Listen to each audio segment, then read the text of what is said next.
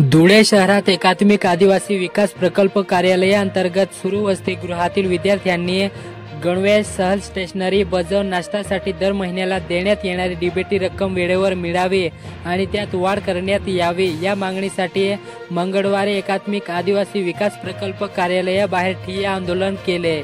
प्रकल्पाचे विभागीय आयुक्तालयातील अधिकाऱ्यांशी समक्ष चर्चा केली। अधिकाऱ्यांनी विद्यार्थ्यांना त्यांच्या मागण्यांसंदर्भात लवकर निर्णय घेऊ असे लेखी आश्वासन दिल्यानंतर रात्री 9:30 वाजता विद्यार्थ्यांनी आपले आंदोलन मागे घेतले।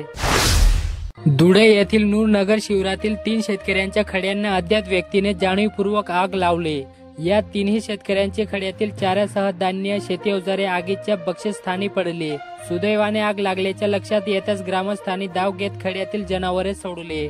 यामुळे जीवितहानी टळली, तरी शेतकऱ्यांच्या शेतमालाचे प्रचंड नुकसान झाले। या आगीची त्वरित चौकशी करावी, यातील दोषींवर कारवाई करावी आणि नुकसानग्रस्त शेतकऱ्यांना झालेल्या पंचनाम्यानुसार तातडीने भरपाई द्यावी अशी सूचना आमदार राम बंधाणे यांनी महसूल विभागाला केली।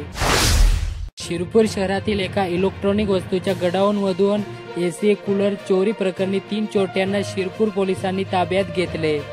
चोरट्याकडून पोलिसांनी 3 लाखापेक्षा जास्त किमतीचा मुद्देमाल हस्तगत केला।